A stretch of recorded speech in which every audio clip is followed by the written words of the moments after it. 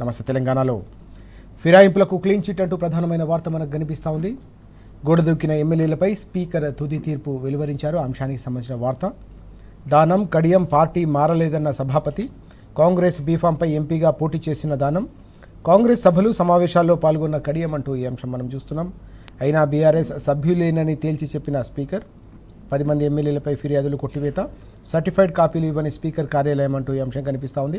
తీర్పుపై న్యాయ సమీక్ష కోరనున్న BRS, high court అలాగే అవసరమైతే సుప్రీంకోర్టు వరకు కూడా వెళ్లే ఆలోచనలో ఉన్నట్టుగా ఈ వార్త కనిపిస్తూ ఉంది. దీంతో ఈ అంశంపై నిన్న బీఆర్ఎస్ వర్కింగ్ ప్రెసిడెంట్ కేటీఆర్ గారు స్పందించిన అంశం కూడా మనం చూస్తున్నాం. చరిత్రలో చీకటి రోజు ఇది అని ఆయన అభివర్ణించారు.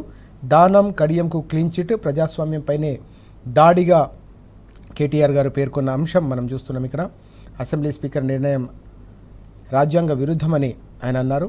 బీఆర్ఎస్ బీఫామ్పై ఎమ్మెల్యేగా గెలిచిన దానం కాంగ్రెస్ పార్టీ బీఫామ్ మీద ఎంపీగా పోటీ చేస్తే క్లీన్ చిట్ ఇవ్వడం అనేది ప్రజా తీర్పును అవమానించడమే అని కూడా ఆయన అన్నారు. అన్ని ఆధారాలు ఎన్నికల సంఘం వద్ద ఉన్నాయి.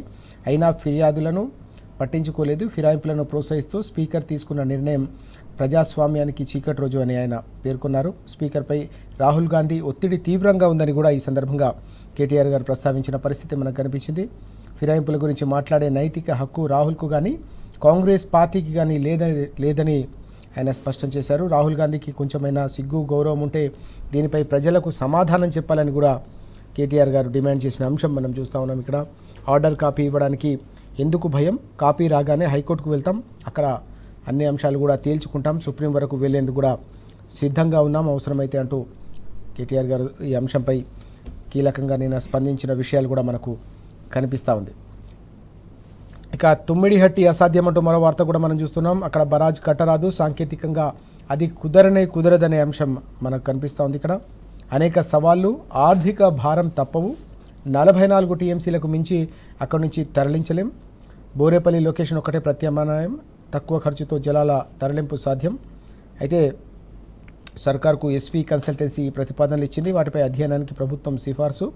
ప్రతిపాదనలు తిరస్కరించిన ఆర్వీ కన్సల్టెన్సీ ఖర్చు ఎక్కువైన తమ్మిడిహట్టికే మొగ్గు.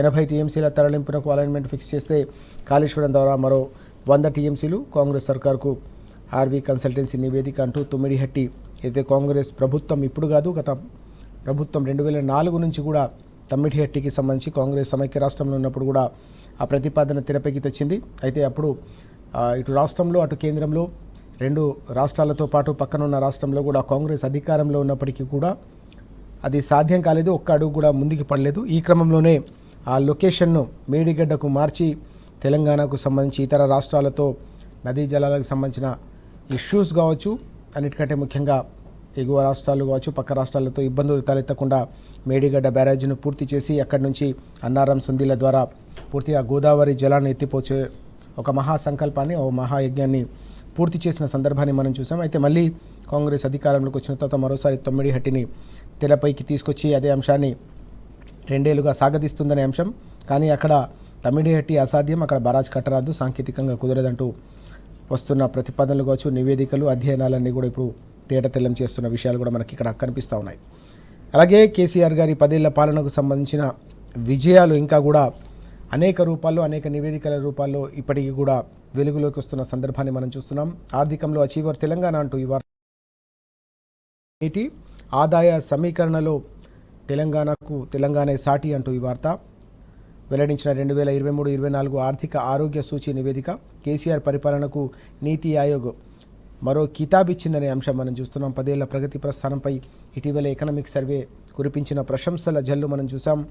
ఏ రకంగా రాకెట్ వేగంతో ఒక కొత్త రాష్ట్రం అయినప్పటికీ ఆర్థిక వ్యవస్థ అప్పుడే పూర్తి స్థాయిలో అర్థం కాకపోయినప్పటికీ కూడా 2014లో పునాది పడితే 2023 వరకు పూర్తిగా ఆర్థిక రంగంలోనే కాకుండా అన్ని పారామీటర్స్లో కూడా తెలంగాణ సాధించిన అద్భుతమైన ప్రగతిని ఎకనామిక్ సర్వే ఇటీవల ప్రశంసించింది. తాజాగా మరో అంశంలో కూడా నీతి ఆయోగ్ కితాబు అందించిన పరిస్థితి.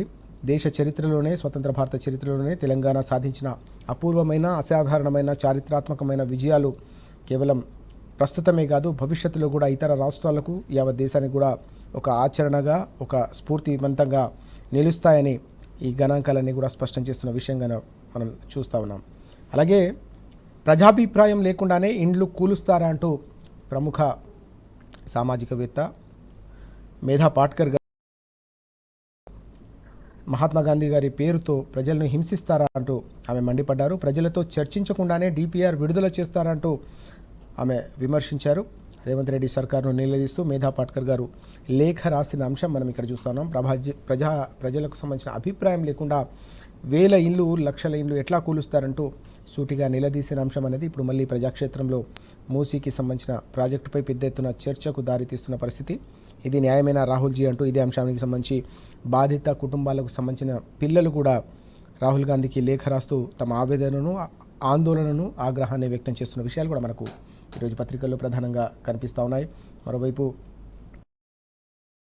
పోతా ఉన్నాయి. సాగునీటికి సంబంధించిన వసతి లేక దేవాదుల ఎత్తిపోతల పథకం కింద ప్రభుత్వం చెప్పినప్పటికీ కూడా సాగునీటి భరోసా ఇవ్వకపోవడంతో పంటలు ఎండిపోయి చివరికి ఆవులకు మేతకేసే పరిస్థితి దాపురించిందని రైతులు ఆవేదన వ్యక్తం చేస్తున్న అంశం కూడా మనకి ఇక్కడ కనిపిస్తూ ఉంది. ఇవి ఈరోజు మనకు పత్రికల్లో ప్రధానంగా కనిపిస్తున్న వార్తలు.